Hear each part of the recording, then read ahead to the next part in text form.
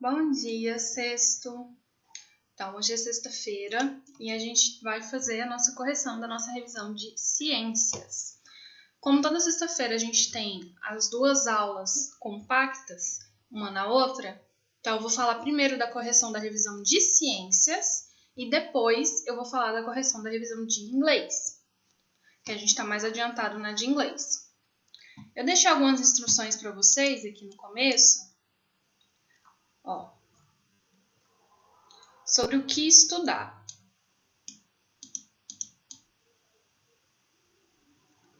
Então, os capítulos que vão cair na prova, sobre alguns problemas do sistema digestório, porque as partes das funções a gente viu no semestre passado.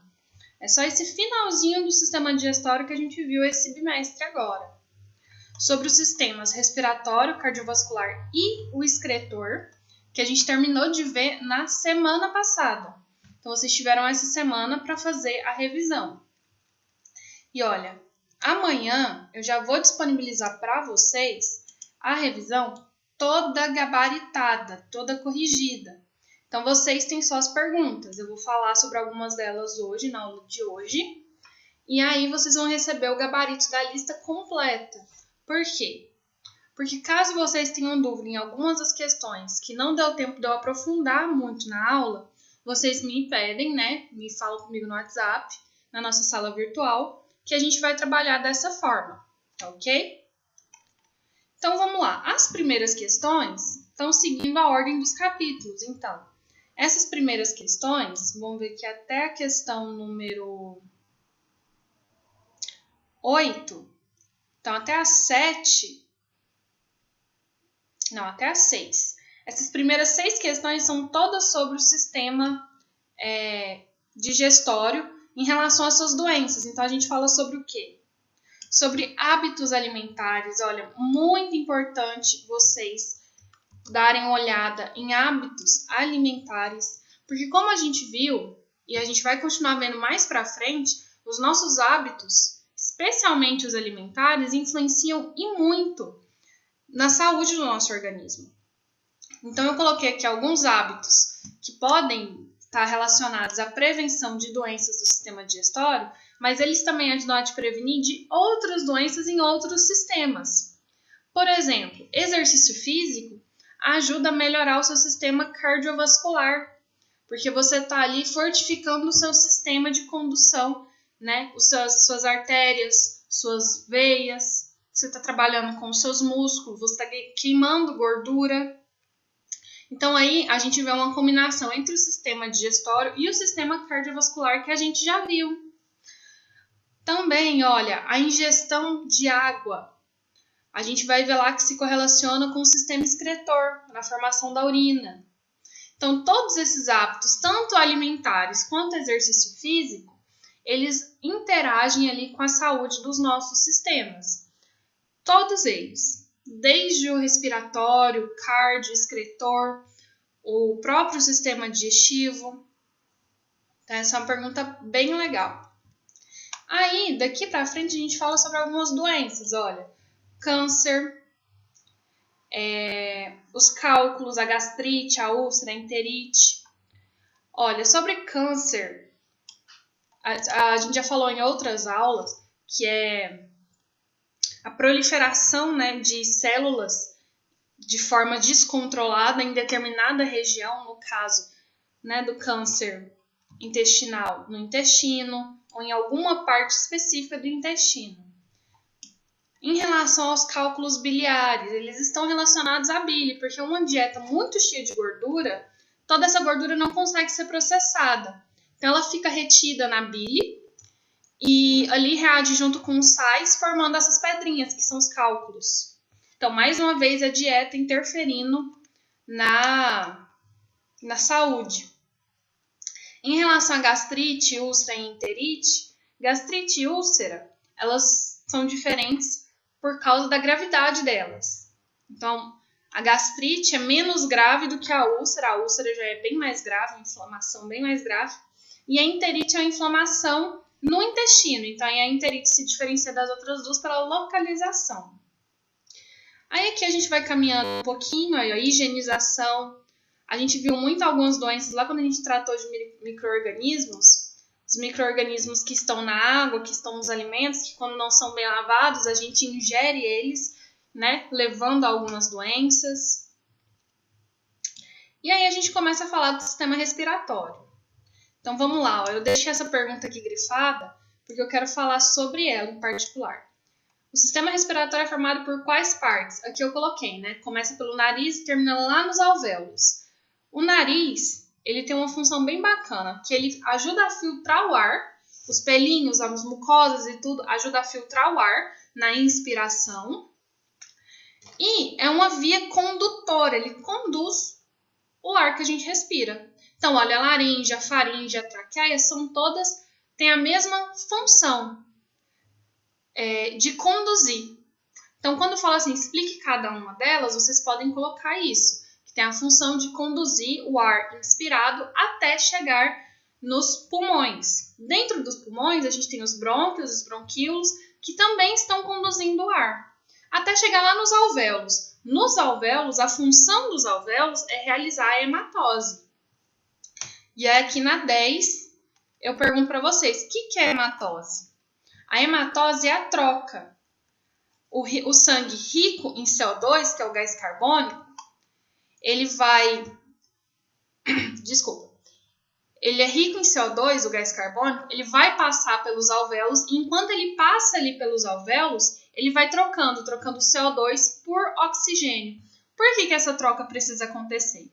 Porque o oxigênio, que vai ficar nas hemácias e vai circular pelo nosso corpo, quando ele chega nas células, ele vai lá para a mitocôndria, dentro da célula, e reage com a glicose. Quando ele reage com a glicose, ele forma água, CO2, que é gás carbônico, e energia. Então, o O2 que a gente respira, o oxigênio que a gente respira, serve para dar energia para as células do nosso corpo funcionar. Então, esse oxigênio, ele vai ser levado para as células porque a mitocôndria precisa dele para produzir energia.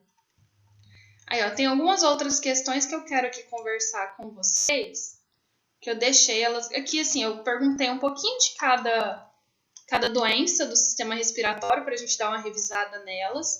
É muito importante vocês lembrarem a diferença de gripe e resfriado, sendo que a gripe ela é mais forte, tanto é que a gente tem vacina, todo ano a gente toma vacina contra a gripe. Já o resfriado, não.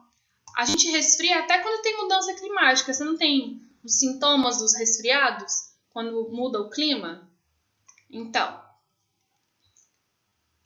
Também queria falar aqui com vocês. A asma brônquica, ela é aquela asma, né? A asma, falar que alguém tem asma, porque as vias aéreas, elas são assim. Elas formam como se fosse um canozinho para ficar conduzindo o ar. Alguém que tem asma, dependendo do que essa pessoa respira, ela é mais sensível a alguns componentes, a ácaro, poeira. E aí esse caninho, ele faz assim, ó, ele começa a se fechar. As paredes, elas começam a entrar em colapso, dificultando a passagem de ar. Por isso que a pessoa fica com dificuldade de respirar. Aí aqui, ó, vou passar bem rapidinho com vocês sobre os componentes do sangue, porque, olha, a gente já, começou aqui a falar do sistema cardiovascular. A gente já falou dos componentes do sangue quando a gente falou de tecido sanguíneo. Então, eu não vou ficar demorando aqui, porque a gente já viu esse conteúdo. E se vocês quiserem, a gente repassa ele na nossa sala virtual. Mas aqui eu coloquei bem tranquilinho qual que é a função de cada um desses componentes, que é a hemácia, transporte dos gases da respiração, os leucócitos, defesa e plaqueta, coagulação. Coloquei bem simples para a gente não ficar se demorando muito nesses assuntos que a gente já viu desde o semestre passado. Aí eu quero falar com vocês um pouquinho sobre veia, artéria e capilar. A gente tem 3 tipos de vasos condutores de sangue. As artérias, a gente fala que elas são as maiores, os vasos maiores, eles conduzem o sangue oxigenado, sangue rico em oxigênio. Então, as artérias vão sempre num caminho, coração, corpo.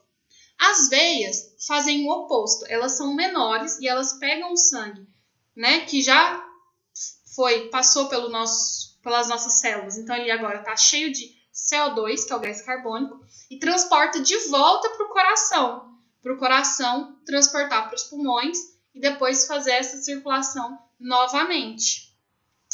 E os capilares, eles são um tipo de vaso mais fininhos. Os capilares, por exemplo, estão lá nos alvéolos dos pulmões. Eles são muito mais fininhos, tipo um fio de cabelo mesmo, bem fininho. E o sangue dentro dos capilares, ele circula numa velocidade de uma pressão bem mais baixa. Aí aqui, à medida que a gente vai andando, ó, eu queria mostrar para vocês. A revisão tá todinha aqui, as respostas bem explicadinhas, bem detalhado. A gente teve uma aula em que eu falei, né, dos grupos sanguíneos para vocês, muito bacana. Se vocês ficarem com dúvida, voltem, né, tá na semana passada, a aula da semana passada. E olha só, como a aula de hoje é mais pequenininha, mais curta, eu vou deixar toda a correção já disponível, o gabarito disponível, ó, tô tirando o zoom para vocês verem. Isso aqui, ó, que é maior, que é sobre as etapas da formação da urina, é porque eu escrevi cada uma das etapas para vocês aqui. Assim, vocês nem precisam pegar o livro, já tá aqui descrito cada uma das etapas, tá bom? Que detalhei bem as respostas para vocês não ficarem com dúvida. Então, assim, essas aqui são as respostas mais completas. Vocês podem, né, abordar o mesmo assunto, falar da mesma coisa, só que com palavras diferentes. Então, isso aqui tudinho eu vou enviar para vocês na nossa sala virtual. Agora, eu quero falar um pouco com vocês sobre a nossa revisão de inglês. Vocês viram aqui que tá diferente, né? Essa aqui já é a nossa revisão de inglês. Vou até diminuir isso aqui para ficar melhor para vocês verem.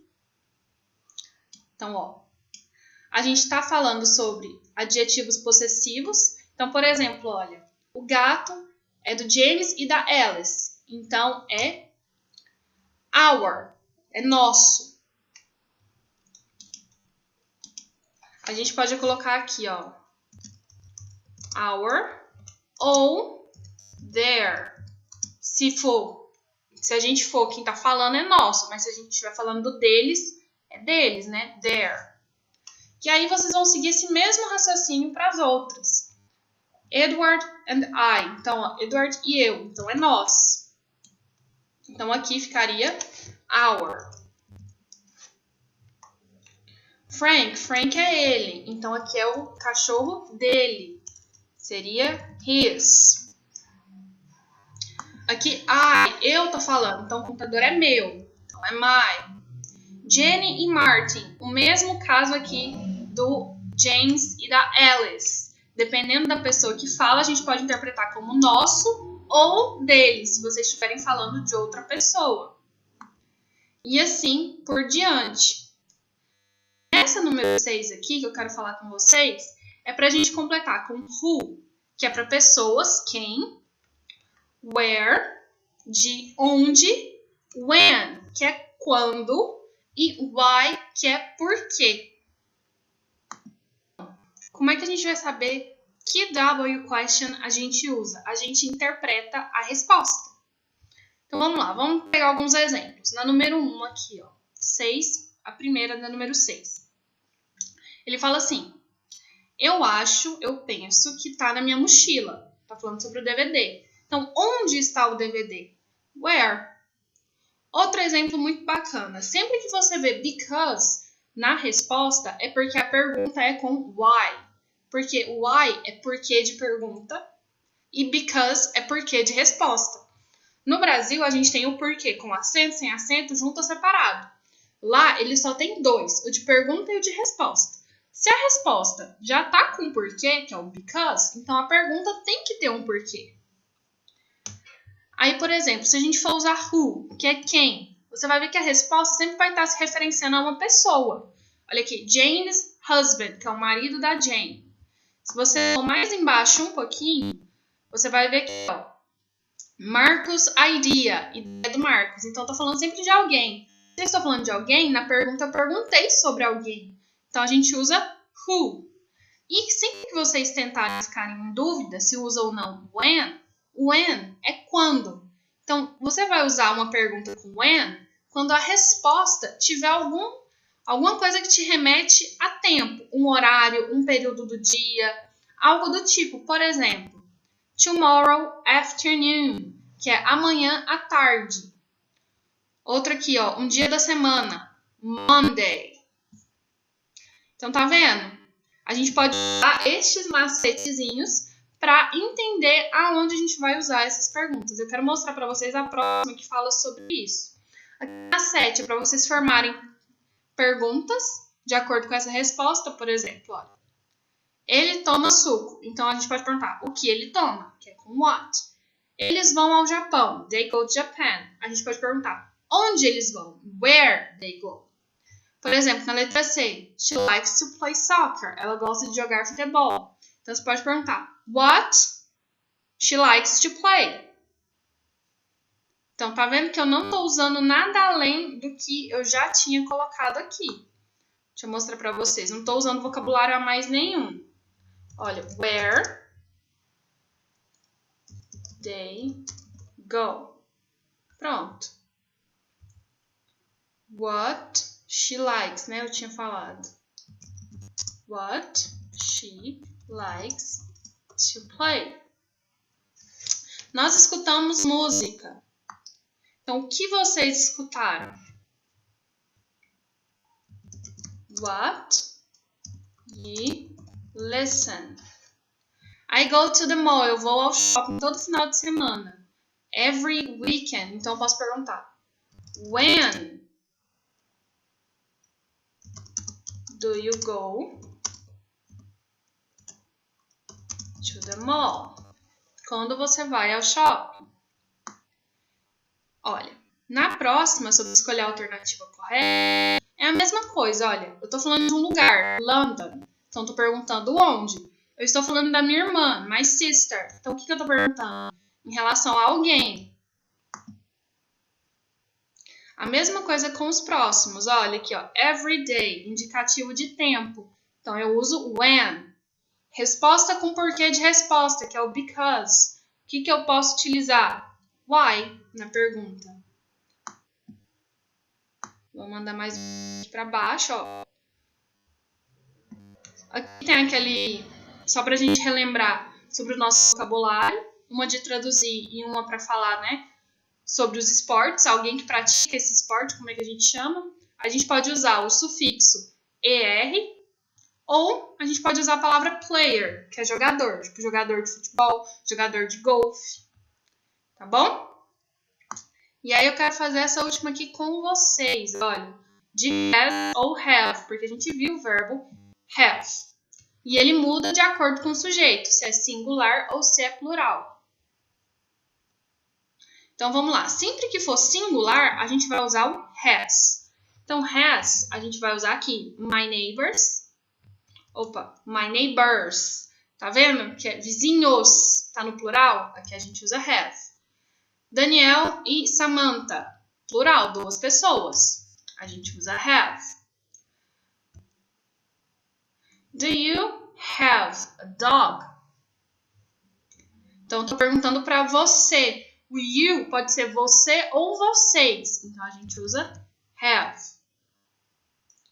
Aqui eu estou perguntando para Rachel. Rachel é ela, é uma pessoa.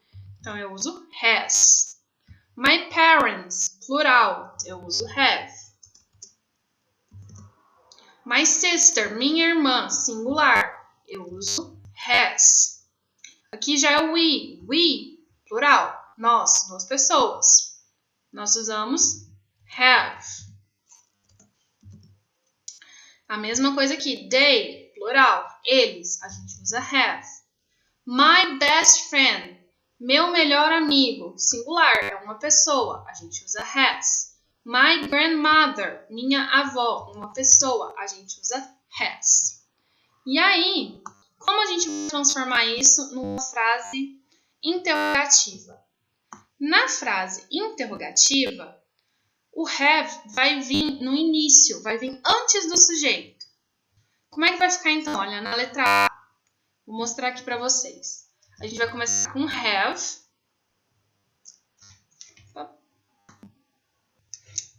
Vamos lá. Have Olha aqui embaixo, ó, é essa daqui que a gente está transformando. A letra A. Have, sujeito. My neighbors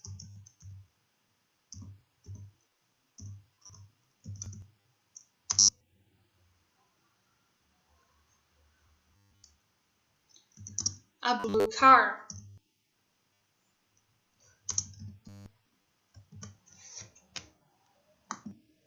Então, vocês vão trabalhar com essa inversão.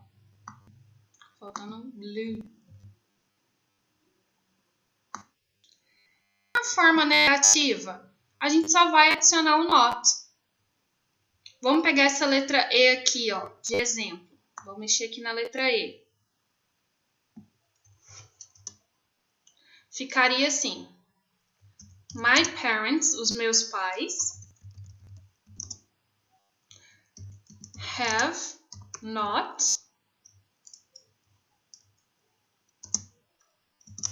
a parrot, que é um papagaio. E assim sucessivamente para vocês fazerem o resto. Vocês vão apenas mudar isso, ok? É isso. Então, vou mandar para vocês esse arquivo aqui corrigido. A gente se vê para a prova na semana que vem. Tchau!